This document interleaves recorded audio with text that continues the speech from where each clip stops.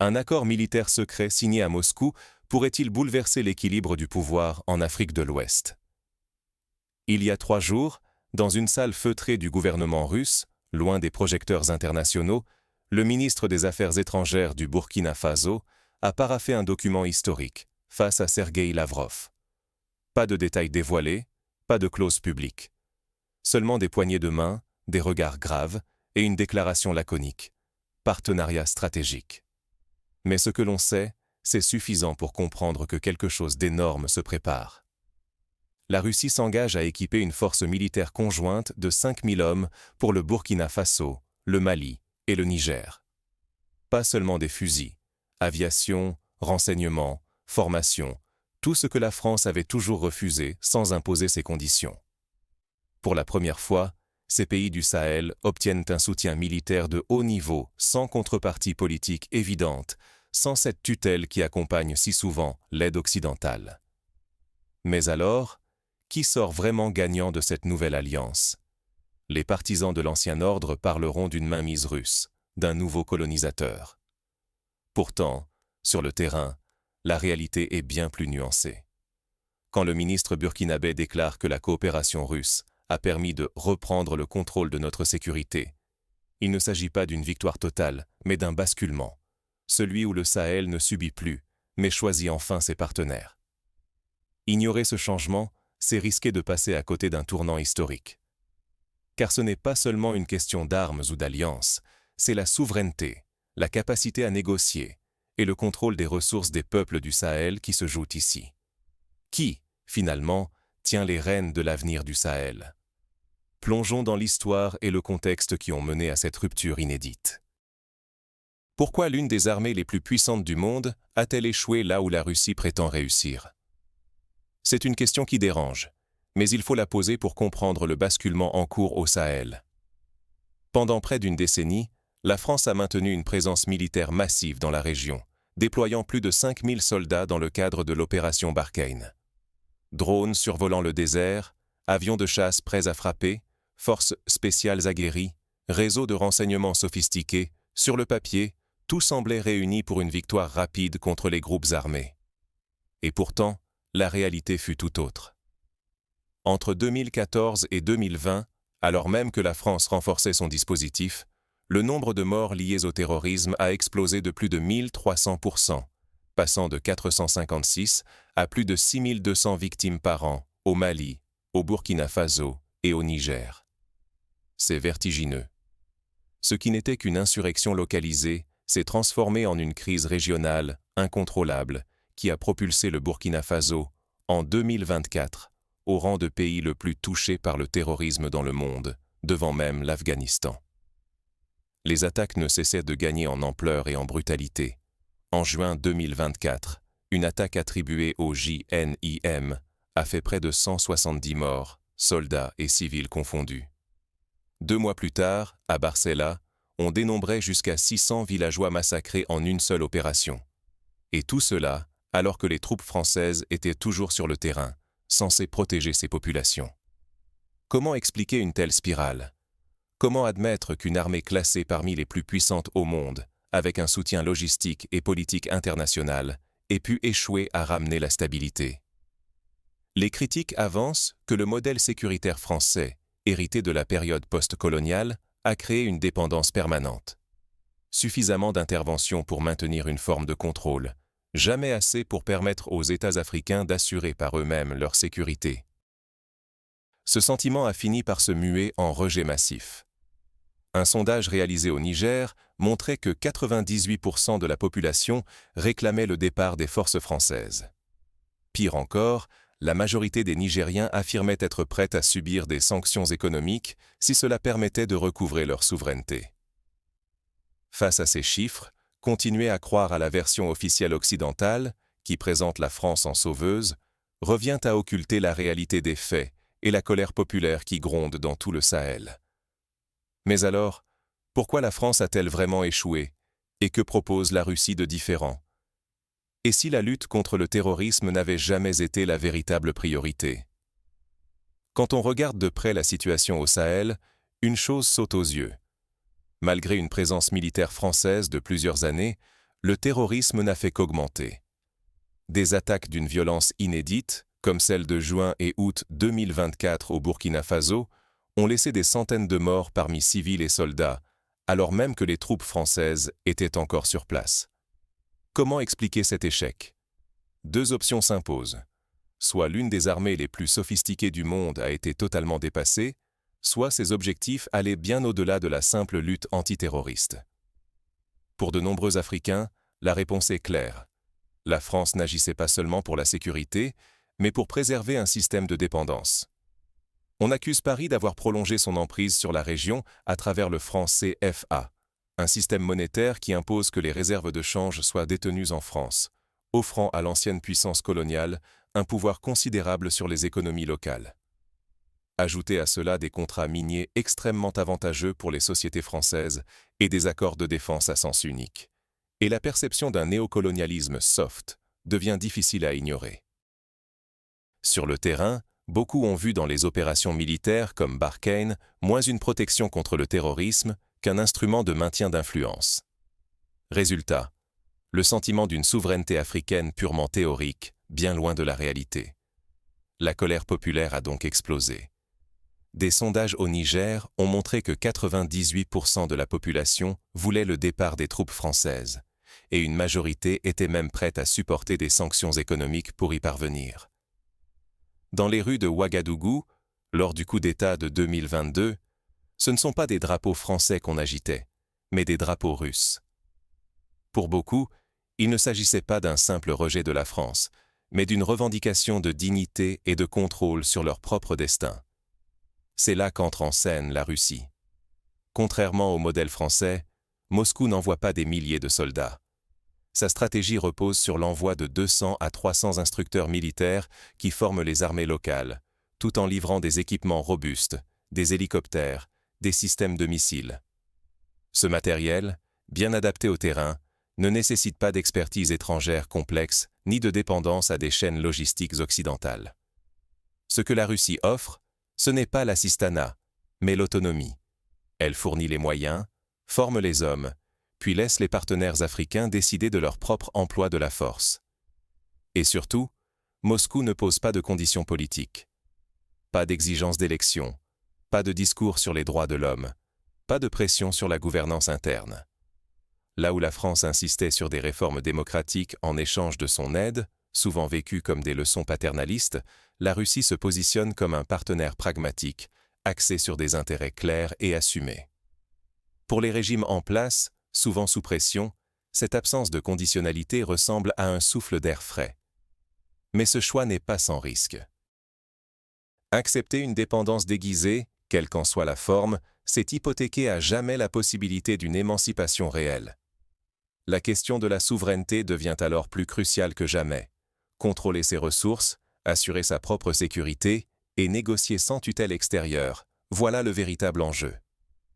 Voyons maintenant comment ce choix russe s'inscrit dans une dynamique régionale bien plus large.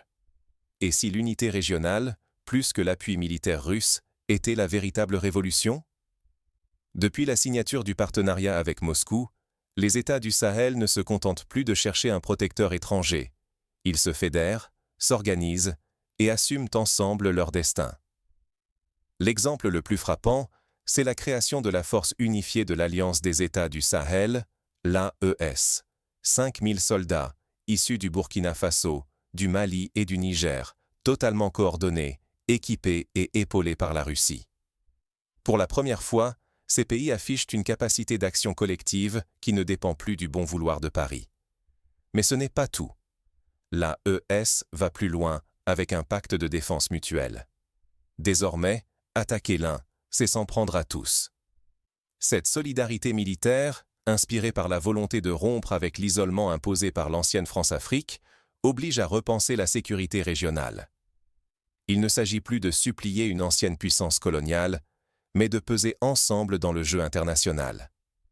Et cette unité s'étend au-delà du militaire. Le retrait coordonné de l'ECOWAS, de l'Organisation internationale de la francophonie et du système francophone marque une rupture historique. Sortir de ces structures, c'est envoyer un message fort. La souveraineté ne se négocie plus sous conditions.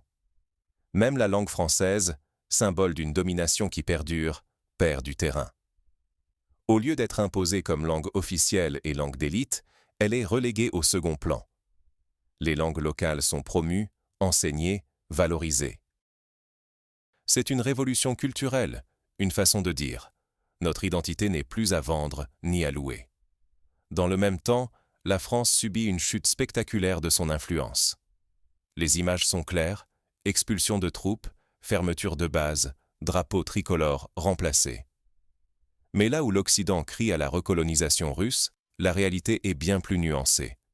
La Russie ne cherche pas à régenter, mais à proposer un échange clair, sécurité contre accès aux ressources, sans conditions politiques humiliantes. Et surtout, l'AES n'est pas dépendante d'un seul partenaire.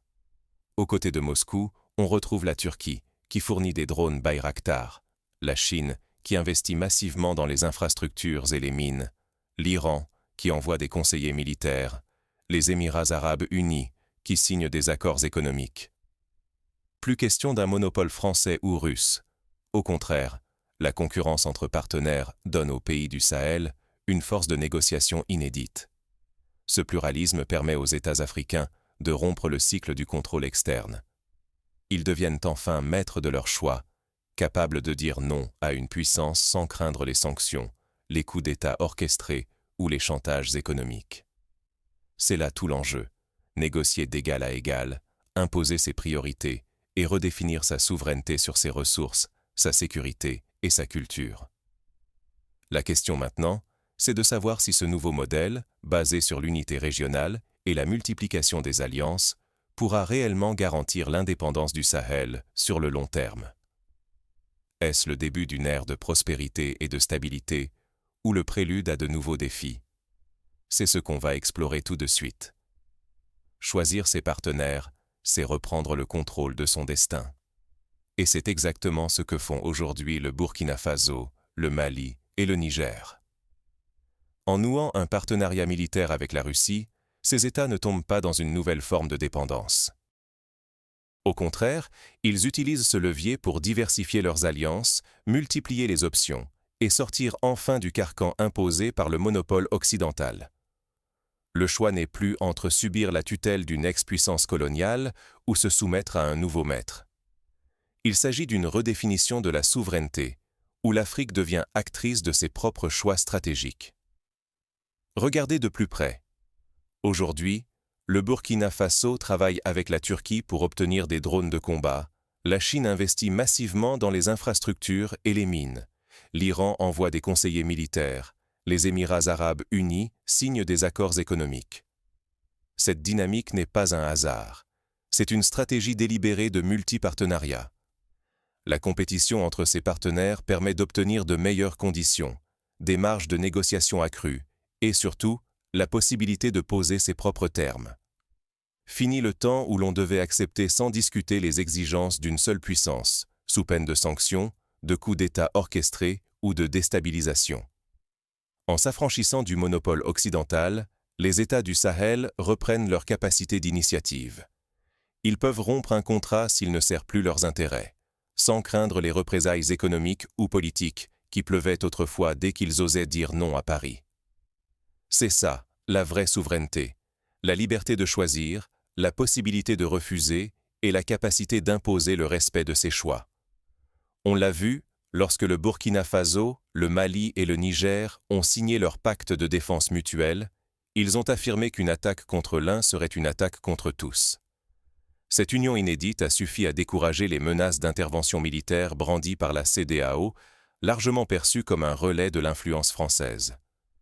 La nouvelle dynamique est contagieuse.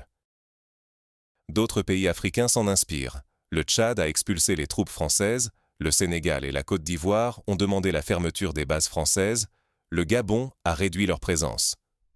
En moins de 5 ans, l'Afrique de l'Ouest a transformé le rapport de force avec l'ancien colonisateur, et ce sont les peuples eux-mêmes qui ont porté ce mouvement, en soutenant massivement ces ruptures. Les coups d'État tant critiqués en Occident ont trouvé un écho populaire, parce qu'ils incarnaient une volonté partagée de reprendre la main sur l'avenir national. Mais attention, ignorer ces options, c'est risquer de retomber dans les pièges du passé. La dépendance, l'humiliation, la prédation des ressources. Saisir cette souveraineté, au contraire, c'est ouvrir la voie à une autodétermination réelle, où sécurité, développement économique et dignité culturelle deviennent des choix assumés et non des illusions imposées. En résumé, ce basculement n'est pas qu'un simple changement de partenaire militaire. Il marque le début d'une ère où l'Afrique négocie d'égal à égal, inspire le continent et rebat les cartes de l'ordre mondial. Regardons maintenant ce que cela signifie concrètement pour l'avenir de l'Afrique et pour les équilibres internationaux. Ce n'est pas la Russie qui gagne, c'est l'Afrique qui se relève. Voilà la véritable révolution silencieuse qui prend forme sous nos yeux. Depuis des décennies, beaucoup pensaient que la souveraineté africaine était un rêve lointain, entravé par des accords déséquilibrés, des monnaies contrôlées depuis Paris et des armées étrangères stationnées sur le sol africain soi-disant pour la sécurité. Pourtant, aujourd'hui, les peuples du Sahel prouvent qu'il est possible de reprendre la main, de dire non à l'ordre établi et de choisir ce qui est dans l'intérêt de leur nation. Ce basculement ne se limite pas à un partenariat militaire ou à de nouveaux contrats d'armement.